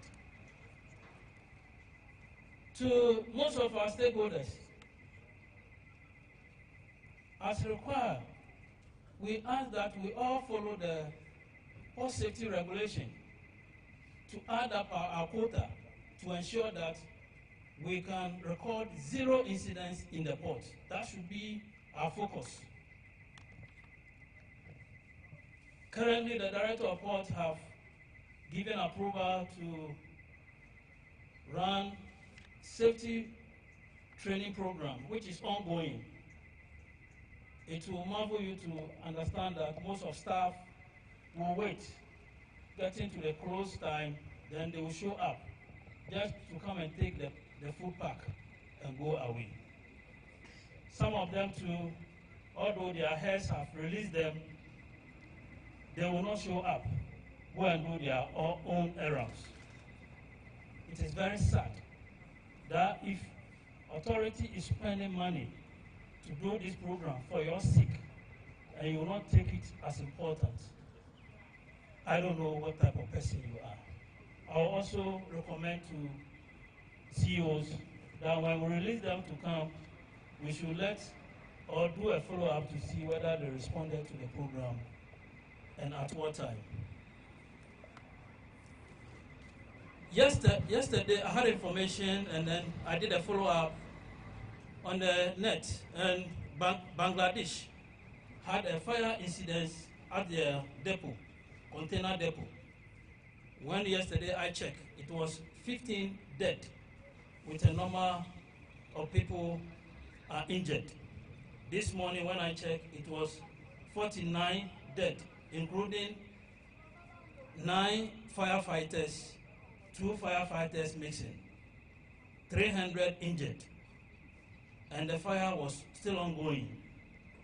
A lot of fumes have been released into the environment, and from neighbors we're talking about the explosions and their effects to their homes. At any time that we raise issues about our DG storage in the port, other stakeholders look as if you don't want them to work. But all these incidents are happening. We don't want to wait to experience it. We want to put our home right to ensure that we don't experience such incidents. On this note, I want to call each and every one of you to understand that you have a responsibility to improve safety. By doing your bit, it will be by you just reporting an incident to your supervisor, to your manager. It is just by just calling to give us or giving a near-miss report where we can follow up and come out with recommendations. We wish we all take it serious and make it a lifestyle. Safety indeed is a lifestyle. Acting DG, and then estate environment, I want to make a proposal on the only one Earth, one life. If we can make it a slogan, so that living here, we don't just celebrate it within a week and leave it, but we will be cautioning ourselves as anytime we respond one Earth or only one Earth, the other respond one life. This is a proposal. Thank you. Thank you very much indeed. Port Fire and Safety Manager, Mr. Edward Heyman, we're grateful to you. He says in 2022, up to now, we've registered some 56 incidents in the port, and this is so disturbing. If we can work at reducing this to, let's say, like 10 or 5 incidents for the first half of the year 2023, I think that we're making progress, wouldn't we? One Earth, one Earth, one Earth. Thank you very much. Indeed. Ladies and gentlemen, let me acknowledge the presence of the Ghana Maritime Authority representative here in the person of Captain Emmanuel Dodu. He is head of Port Unit, Ghana Maritime Authority. Can you give us a wave, sir? Oh, yes, sir. Sure. Thank you very much, Captain. Thank you indeed for coming. We're supposed to have some brief remarks from the legal department. Unfortunately, like the ISO coordinator said, some duty has taken him somewhere. He just told me he's in court, I'm sure defending Ghana Ports and Harbours Authority, and so we'll miss that. And instead, we'll once again call on Mr. Amavi to come and tell us something small about the ISO, the Occupational Health, Safety and Environment Secretariat, and to add some few bits to his earlier speech. So, let's give that for him, ladies and gentlemen. Thank you, MC. I've just been given caution that should spend only 2 minutes. I think some seconds have gone already. Yeah, the legal department, GM Legal, is part of us, and they together have been working with the Secretariat. You know what kind of document that is coming out, we need to look at the legal flavor or legal touch. And the Secretariat to the committee is headed by Frances Anabeati and supported by Sandra and the rest. They also form the same team at the ISO headquarters at the head office with Ishen, who is representing the headquarters at Takrade. Now, we're looking at other areas that's supported, and we want them to continue printing very smart in getting us our documents. If you see the handbooks that we have, the safety handbooks, they have been able to come out with the printing very quickly. We, at this juncture, want to indicate that the manual will be signed by the DG, and before signing, we will have a meeting with the union reps to do some sort of engagement and interrogation as well. So, on this note, we saw the suit coming from Cosmos. The DG has personally taken that up, working with the landlord to see how we can flush those issues out. Fortunately, EPA is here. They also agree with us. Thank you all for listening attentively with getting the information from the work of the committee, Occupational Health and Safety and Environment. Thank you very much, ISO Coordinator, Mr. Gavin Amavi, who is also GM Operations GPHA. We're grateful to you, sir. Ladies and gentlemen, it's time for us to take solidarity messages, and we'll begin with the unions of Ghana Port and Harbours Authority, both junior and senior staff unions. And it gives me pleasure at this juncture to invite Mr. Emmanuel Hain, who is the Chairman, Junior Staff Union, Ghana Port and Harbours Authority, to address us. Sir. Let's do better, ladies and gentlemen. Let's give that for him. He can do better. A very powerful man. Majestic steps. Thank you, sir. Your mic is there. 5 minutes, or you want to make it 3 minutes? 2 minutes, okay, sure.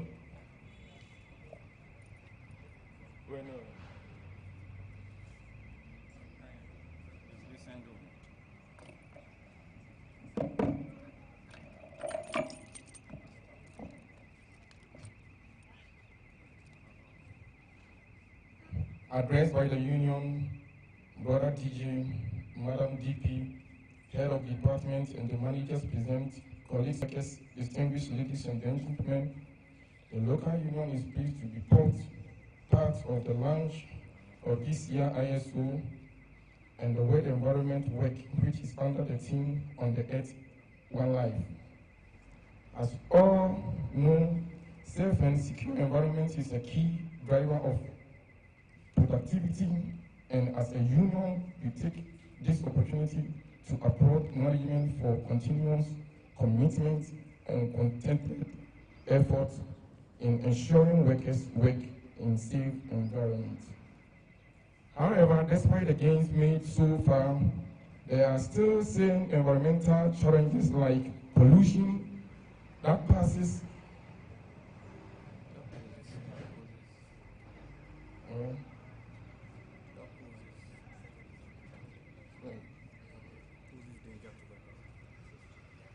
However, despite the gains made so far, there are still some environmental challenges like pollution that poses danger to workers, particularly those around the clinker gates, marine block, and river terminal. It is the union which that the pollution challenges are locked out. Nevertheless, as a development partner, we shall continually support the management to find the best solution on the environmental hazardous situation that confront workers. Thank you, and God bless you all.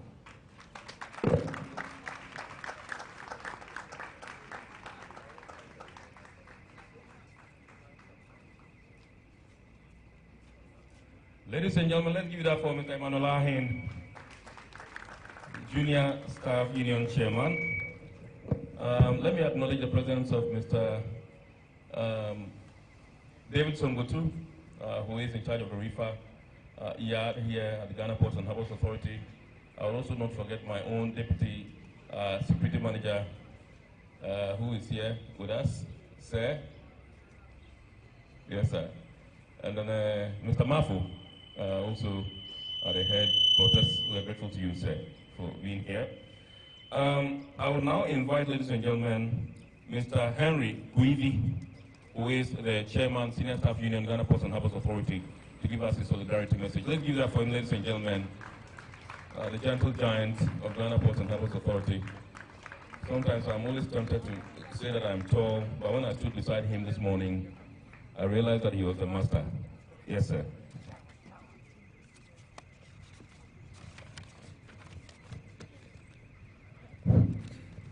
Good morning, Acting DG, Acting DP, all protocols observed. The union at all times will support management for adhering to international standards. Since 2016, when GPHA Takwaritema attained ISO certification on these three standards, we collectively are doing everything possible to maintain and improve on these standards. ISO has become part of the benchmark of measuring the efficiency and the growth in the organizations worldwide. And the maritime industry, especially the port management, is of no exception. We have traveled wide and far and have visited a number of ports. And it's a fact to say, ports that align themselves to international standards and securities are well managed, hence efficiency and sustainability becomes their hallmark. GPHA's journey in the ISO has not been all glorious. However, through determination and courage, the managers of the system have steered the authority through it. We, the unions, will encourage our cherished stakeholders and ourselves as staff to continue to support management in this course. Through education and sensitization of the workforce, it has helped to reduce accidents in the port. This is a fact. Our skilled employees provide quality service to customers on time, while also preventing injuries and eliminating hazards in the work environment. We want to encourage management to continue in this regard, and that unions, together with workers, will support and make sure that we uplift the name of GPHA. The unions are ready to go through the manuals with you and make sure that everything that you put to guide the workers is acceptable by the workers, because we represent workers and we believe we must be partners in all things that we do. On this note, thank you very much and God bless you. Thank you very much, Mr. Henry Kwivi, the Chairman, Senior Staff Union, Ghana Ports and Harbours Authority. Let's do it better, ladies and gentlemen. The guy has beaten me twice, with a height and with a voice. We are grateful to you. And with the time, yes, you've done very well. We are grateful to you, Mr. Kwivi. Ladies and gentlemen, let me acknowledge the presence of Mr. Daniel Asari. He's the Port, Estate and Environment Manager. He's here with us. Thank you very much, sir. And when I was introducing Mr. Samajete, I only said Deputy Port Security Manager. In fact, the name, my head was blank, with the name. Now I recall and I have to acknowledge. Thank you very much, sir, for coming. We're going straight for some messages, and we're beginning with the SGS, and it gives me pleasure, ladies and gentlemen, to invite Mr. Philip Luonga. Arthur is a training manager, a certified lead auditor, trainer, and implementer of ISO management systems. Let's give that for him. Yes, sir. Okay.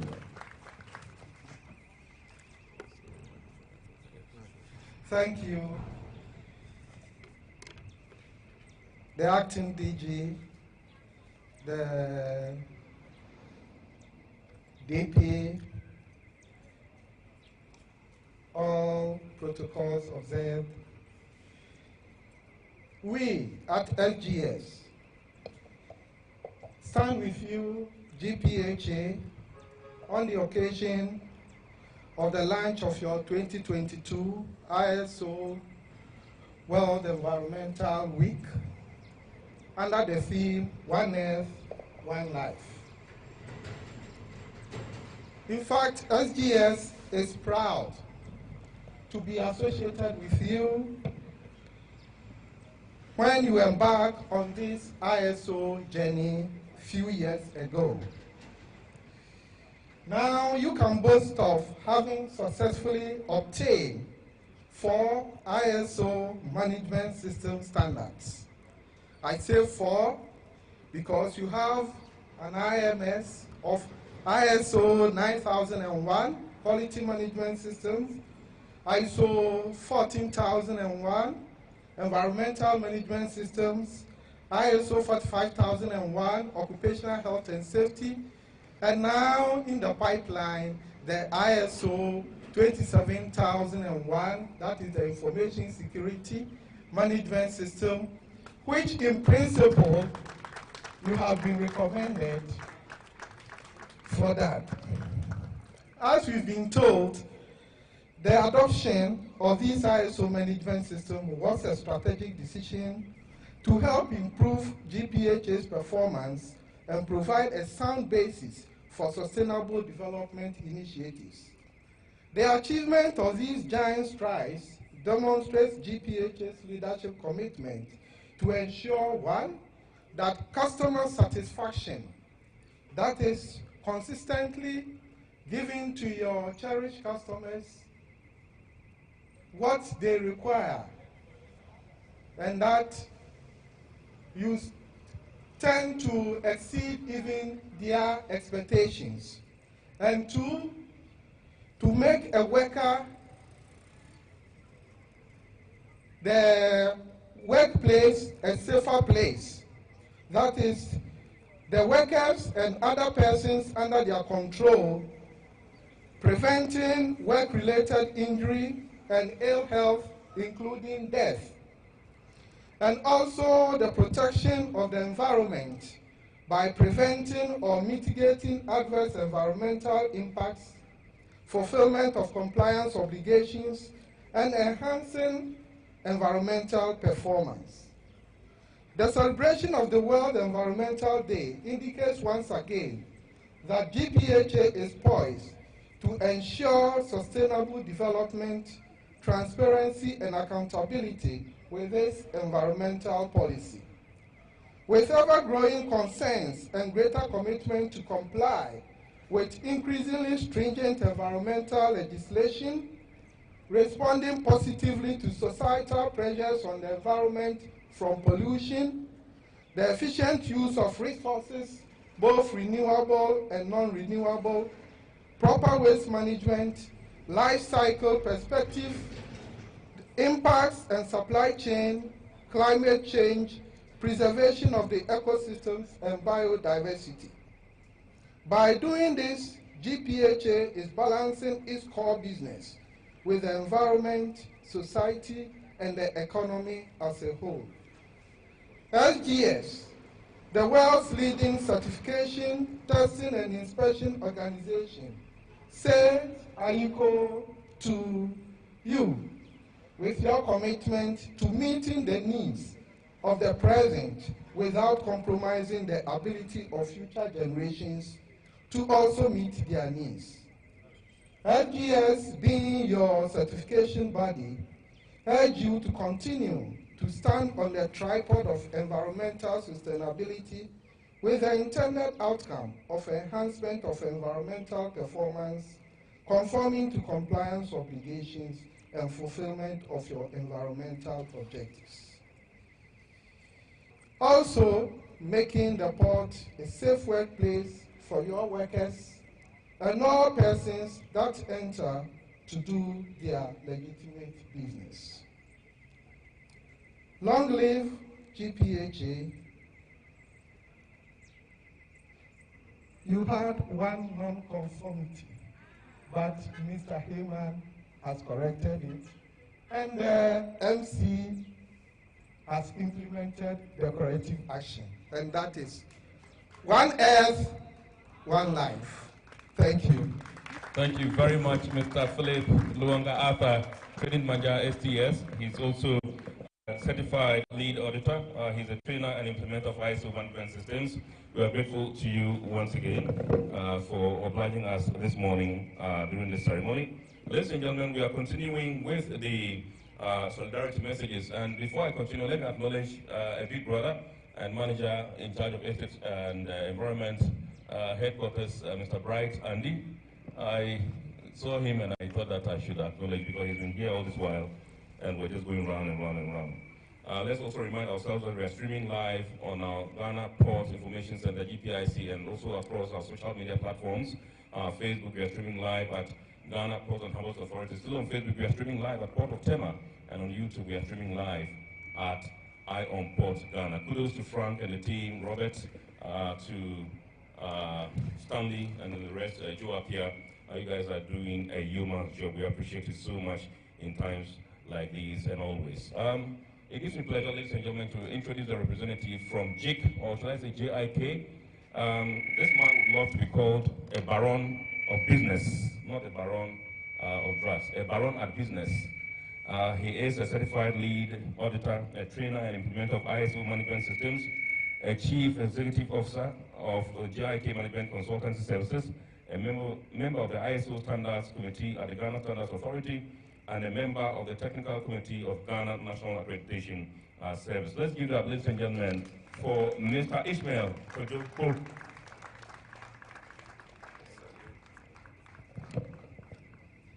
Thank you very much for having me here today. The Director General and his representative, Director of Ports, invited guests, ladies and gentlemen. It's an honor to be with you today. It's indeed a special day for GPHA. And having JIK as your partner, we are very proud to associate ourselves with you, and it's a great opportunity. Having worked with across Africa with both government and private institutions, from small to multinational companies, it is worth congratulating GPHA as the most outstanding governmental organizations with ISO management systems in Ghana and still working effectively over years. That is enough.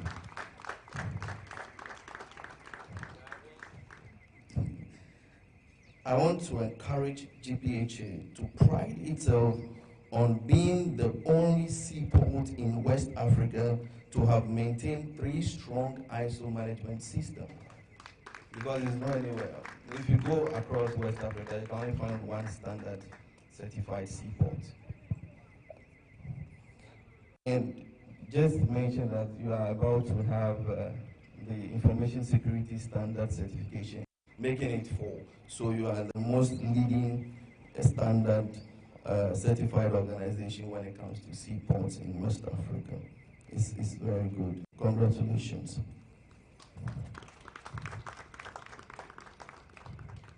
I would like to encourage the management of GPHA to continue to improve on policies, process, and procedures. I believe that the previous speakers all spoke about policy, process, and procedures. Just to say, they are the day-to-day activities you do. How you do them is what they are talking about. So we want you to, the management, to improve on them. That will help in delivering of service to your customers. And also to continue the support for internal audits. It's a sure way to improve your management system. So when internal audits are coming, don't be, especially managers, don't give excuses. We will meet in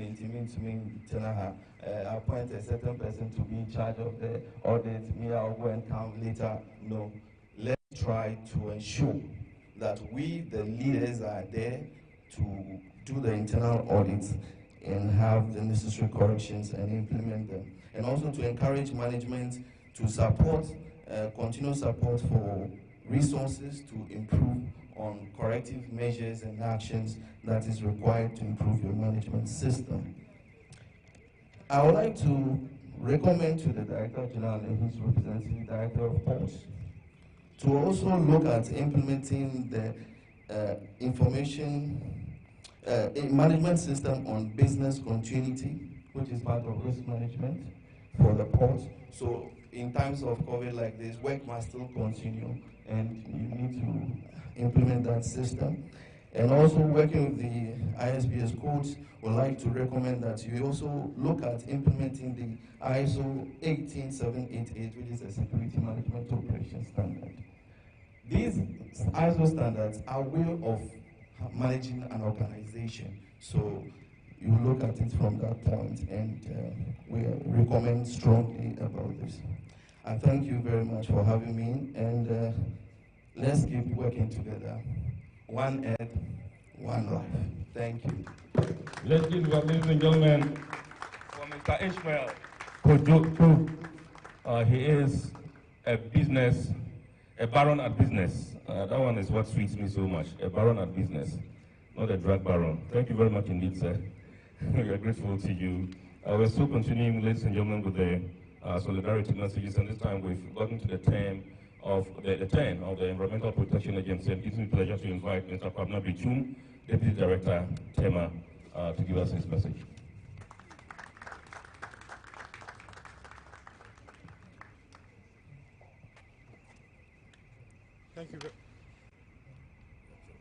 Thank you very much.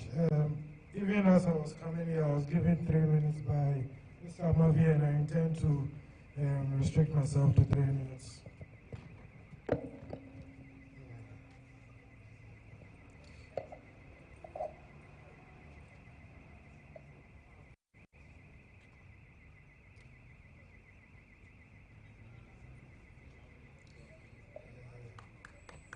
Yeah, that's the right thing to do. Let's give it up for him whilst he looks for his text. Let's give it up, ladies and gentlemen. Thank you very much. I bring you greetings and well wishes from the Executive Director of the EPA, Honorable Dr. Kwabena Kokofu, Esquire, and Madam Irene Upuku, the Acting Head of the TEMA Office of the EPA. The choice of this year's theme and the agency's primary mandate makes our institution natural partners in the co-management of the environment, co-partners in the environment. Ladies and gentlemen, the man is going paperless, so let's be patient with him. That's what we are all aspiring to. And so, co-partners of the environment of Ghana's resources. In this regard, the EPA fully supports and looks forward to strengthening this partnership in tackling environmental challenges that confront the nation. In line with this theme, I will be focusing on climate change and the threat it poses to the planet and to us. It is my hope that these brief remarks would further motivate all of us to become climate change ambassadors wherever we are. Mr. Chairman, our very existence and survival depends on a healthy and stable planet. And in our quest to develop, we must produce and consume sustainably, because the planet's resources are finite, and we depend on the planet with other organisms to also thrive. However, there are several negative human activities which damage the planet and also affect human health. These comprise illegal small-scale mining, illegal logging, abuse of agricultural chemicals, indiscriminate open burning, air pollution by industries as we saw, plastic pollution and water pollution. These activities not only damage the environment, but also contaminate the food we eat, the air we breathe, and the water we take in. As an agency, our mission is to co-manage, protect, and enhance the country's environment in particular, and as well as seek common solutions to global environmental problems. We have several functions, some of which include issuing pollution abatement notices, issuing permits, and conducting investigations into environmental pollution incidents.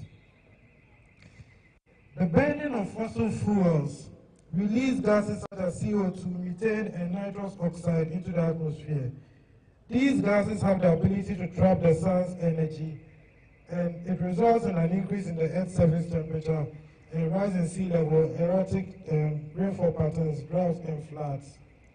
Indeed, we are living witnesses to the consequences of climate change.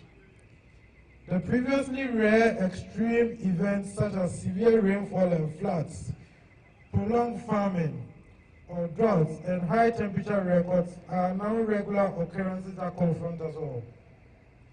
Not only is climate change the biggest risk to achieving the targets of the Sustainable Development Goals, but it is also widely considered as another pandemic in waiting, even as we unleash the present COVID-19 pandemic.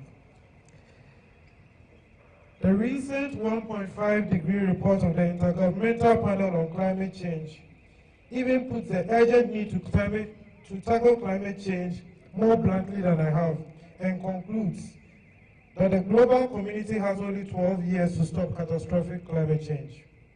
The clock keeps ticking, and we have to be constantly reminded of the urgency of the situation.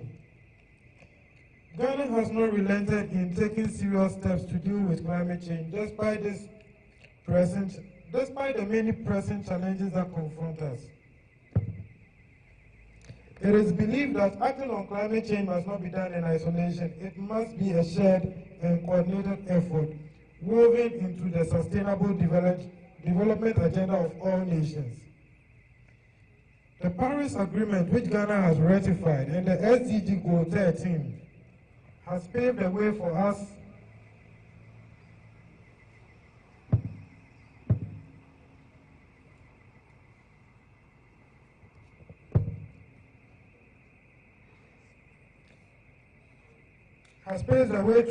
to forge ahead in this direction. The government efforts to mitigate climate change include measures such as encouraging landscape restoration through tree planting, promoting climate-smart agriculture, promoting the use of renewable energy, encouraging sustainable production and consumption, promoting the use of electrical vehicles for mass transportation.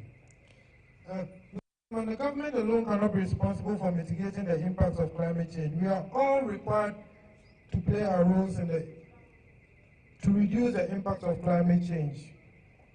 The agency encourages industry to use energy-efficient equipment, install water-saving devices, and shift to the use of cleaner sources of fuel, such as liquefied petroleum gas, as a source of energy for their boilers. As an institution, you can conserve energy by installing motion sensors, using energy-efficient lights and equipment, and also installing solar panels to make use of the sun's energy, which is renewable. Another way to reduce the impacts of climate change is to plant and nurture trees. Trees have the capacity to absorb carbon dioxide from the atmosphere, thereby serving as a sink or reservoir for the rising emissions of greenhouse gases. The government of Ghana has identified afforestation as one of the key actions in this regard, and has since last year embarked on actively involving all in the planting of trees. Earlier speaker said that the president launched this year's Green Ghana project in March, and I wish to call on all of you to join us on the 10th of March to plant trees. I would like to end by saying that the environment is the ultimate leveler. We are all equal in the environment, and I implore all of us to protect it for the future of mankind. Thank you. Thank you very much, Mr. Kwabnabri Chum, Deputy Director, Environmental Protection Agency, TEMA, for your solidarity message. We're grateful to you. We appreciate it so much. The man who went paperless, indeed, amongst all of us, is the only one that went paperless. And I can tell you that sometimes, even the paperless, we have small hiccups. But that's the way to go, and that's where we are all aspiring to go to. Just a reminder, ladies and gentlemen, that on Friday, we'll be expecting the Minister for Transport here.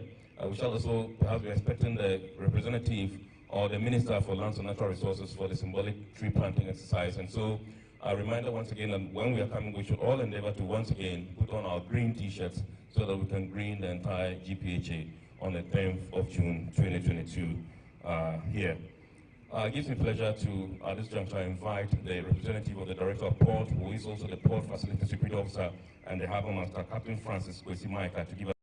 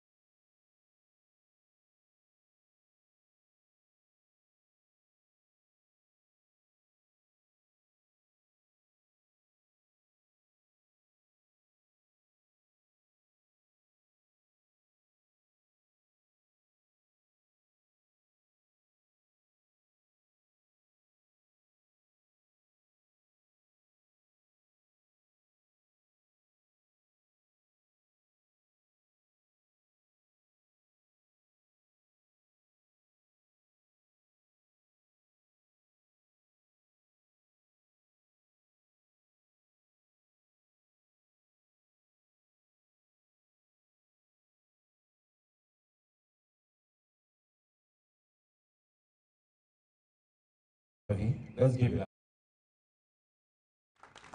I think they've done very well, and for them to organize all the stages in ISO certification, and importantly, for us to meet this morning to have this discourse is a testament of their hard work.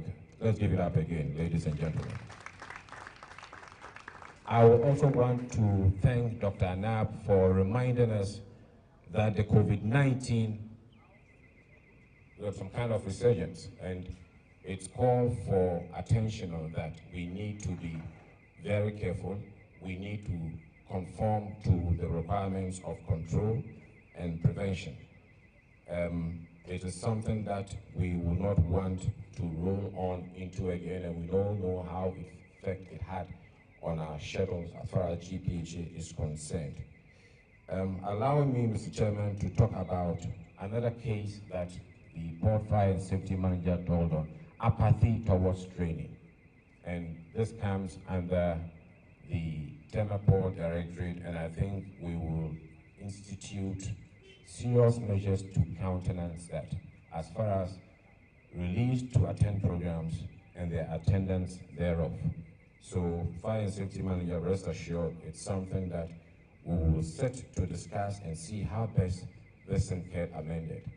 We want to acknowledge the importance of the Union Executive in what they have shared with us as being real partners in the developmental drive to have this ISO program roll out successfully as it has been so far.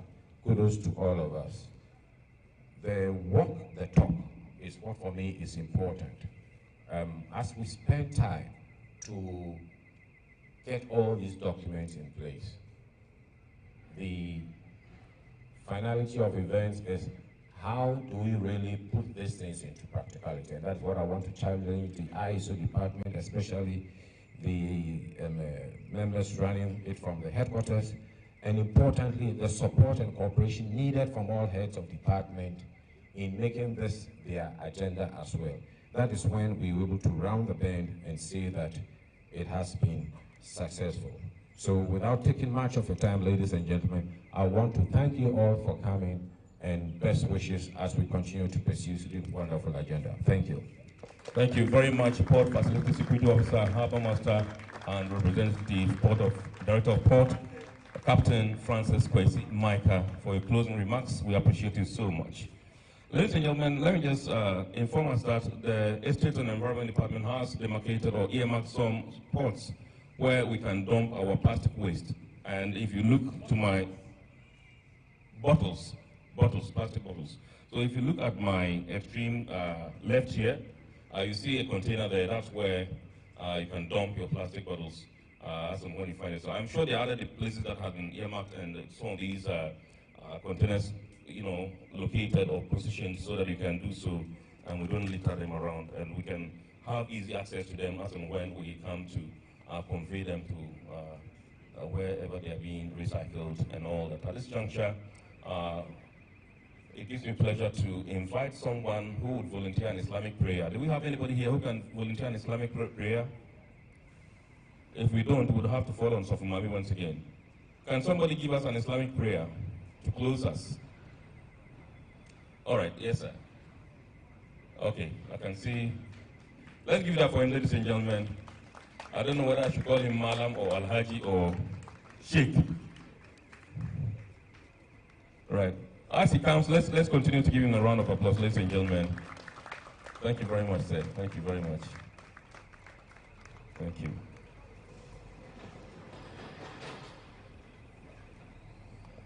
There you go. Ladies and gentlemen, let's pray. In the name of Allah, most merciful, most beneficent, I want to thank you once again for having brought us here, and then we have come to the end of our affairs in your mighty name. Auzubillahi minashaitanir rajim. Bismillahir rahmanir rahim. Alhamdulillahi rabbil alamin. Rahmanir rahim. Maliki yawmiddin. Iyyaka na'budu wa iyyaka nasta'in. Ihdina siratal mustaqim. Siratal ladzina an'amta alaihim ghayril maghdubi alaihim waladdallin. Amen. Amen. Thank you very much. Thank you very much, Daddy. We are grateful to you. Should I say Alhaji or Malam? Alhaji. Great. Thank you very much indeed. We appreciate you for the Islamic prayer. And that's the closing prayer, ladies and gentlemen. Just a reminder that on the 10th, that's Friday of June 2022, we are gathering here once again. Let's all endeavor to come in our numbers. If we have managers who are supposed to release some of us to come, let's endeavor to be here. I understand the time is 10 o'clock. Not Ghana time, 10 o'clock, the real time. 10 o'clock, the real time. We are expecting the minister, and so let's all endeavor to be here in this particular space once again on Friday. Remember, the ministers are coming, and we'll endeavor that we all wear our T-shirts as we're looking good tonight in them. This afternoon, let's look good in them again on Friday, Friday morning on the 10th at 10 a.m. Ladies and gentlemen, so we'd like to say a very good thank you to everybody, to the management, to the GMs, to managers, to deputy managers, to officers, to all the stakeholders that are here present, invited guests. We thank you all for coming.